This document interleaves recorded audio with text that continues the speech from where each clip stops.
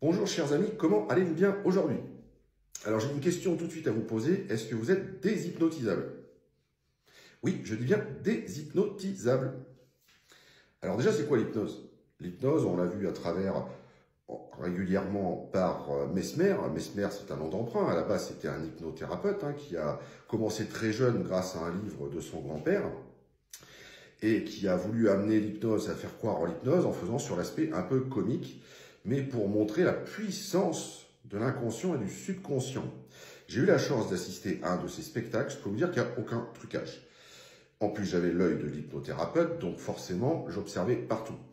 J'ai volontairement pas voulu suivre les tests de suggestion parce que j'avais pas envie de me retrouver sur scène, j'avais envie de regarder ce qui se passait. Et je peux vous dire que c'est impressionnant et il n'y a aucune tricherie. Alors évidemment, quand c'est à la télé avec Arthur ou autre, là, c'est comme c'est des millions d'euros, ainsi de suite. Donc, il teste évidemment les gens avant et il prend les plus réceptifs.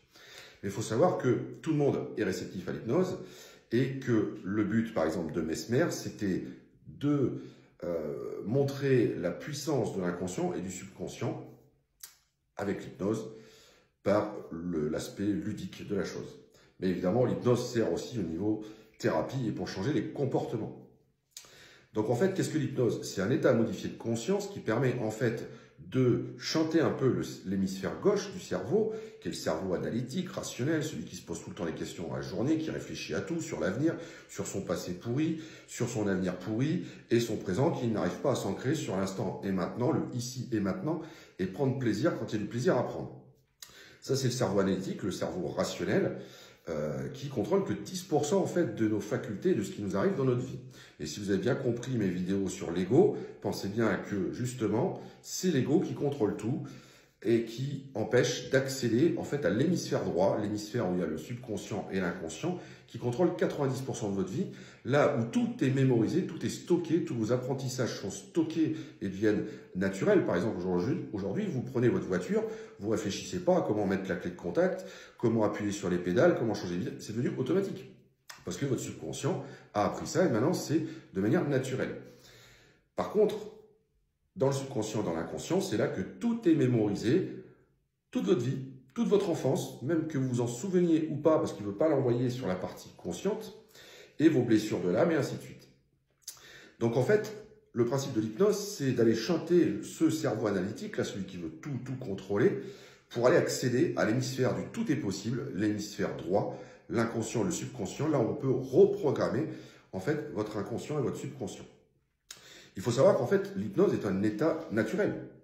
On le fait plusieurs fois par jour, sauf que vous ne vous en rendez pas compte ou vous ne l'appelez pas comme ça l'hypnose.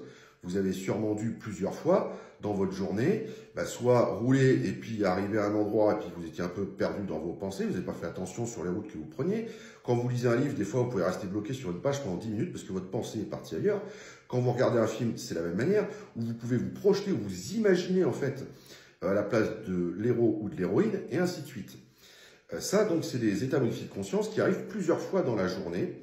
Vous êtes un petit peu dans le brouillard, vous lâchez un peu prise, et dans votre cerveau gauche lâche un peu prise, et là, vous laissez votre imaginaire en action. Il faut savoir que l'inconscient ne fait pas la différence entre le réel et l'imaginaire. C'est pour ça qu'on peut programmer des choses futures qui ne sont pas arrivées, et on peut reprogrammer l'inconscient pour trouver des solutions à ces problèmes et avoir les résultats qu'on veut. D'ailleurs, alors, vous en rappelez peut-être plus, moi non plus, mais regardez les enfants en bas âge. Les enfants en bas âge, enfin les petits-enfants, ils ont une partie imaginaire géniale. Ils sont en train de vous inventer des trucs, ils vont prendre un petit soldat, ils vont vous inventer un truc, mais digne d'un film de Spielberg ou de science-fiction. Parce que l'enfant a cette particularité de l'imaginaire est excellemment développé. Sauf que la vie fait que, on nous tasse dessus, l'éducation, les parents, la société fait que, faut pas être un rêveur, quoi. Donc, il faut bien rester dans le cadre, dans les mots et ainsi de suite. C'est dommage. Par contre, on peut réactiver ça, on peut réactiver ce processus de l'imagination et de l'inconscient. Il faut savoir également que si vous avez suivi mes vidéos sur l'ego, le principe de l'ego, des masques, des 5 blessures de l'âme et ainsi de suite, qu'il y a certaines personnes, effectivement, qui sont dans le contrôle et qui sont plus dans la rigidité, donc qui vont vous dire, l'hypnose, ça sert à rien, c'est nul, ça marche pas, de toute façon, c'est moi qui contrôle. Mais oui, mais ils n'ont pas compris, c'est leur ego qui parle là.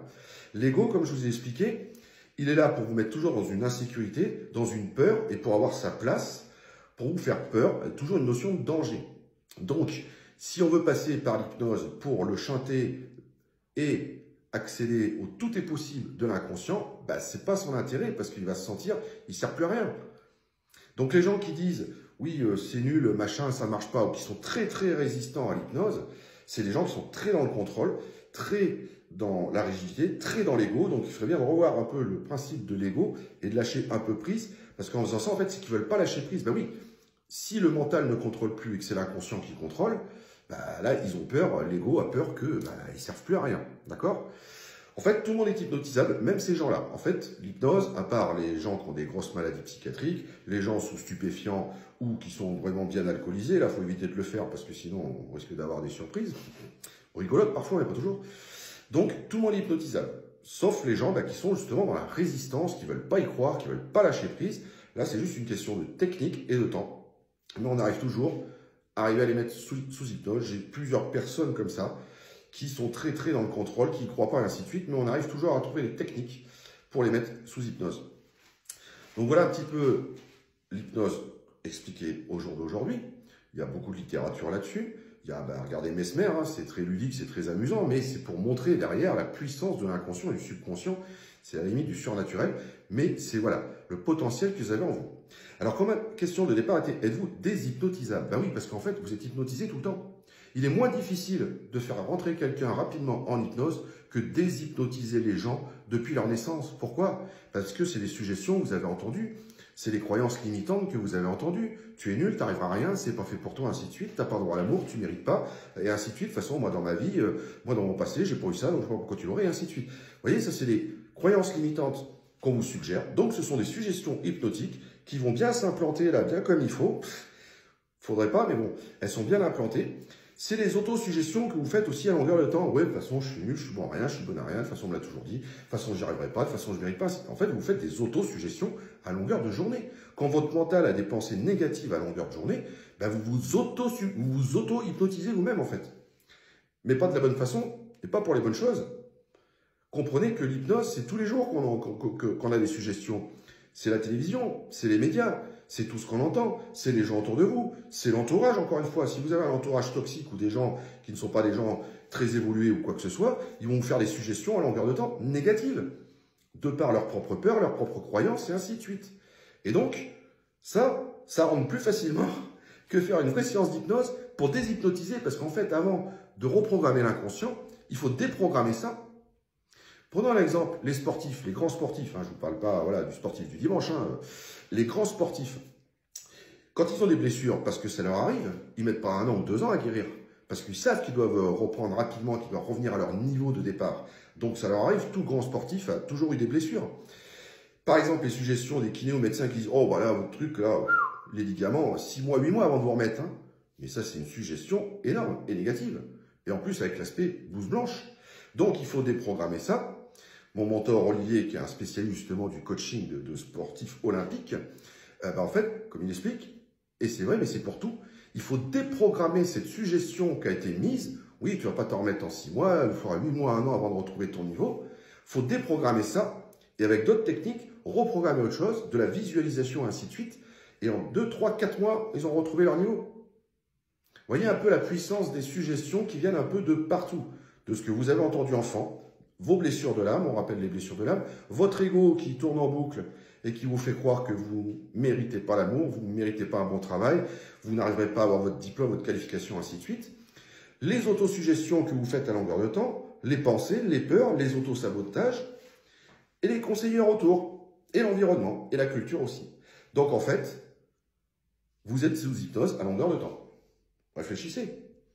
Ce que vous entendez, ce que vous voyez, ce que vous ressentez, ou ce que vous entendez, ou ce qu'on vous dit, demandez-vous si ce n'est pas des suggestions qu'on vous envoie comme ça, qui ne sont pas toujours très positives, mais parce que les gens font selon leurs conditions et leurs compétences au jour d'aujourd'hui, puis ils ne s'en rendent même pas compte.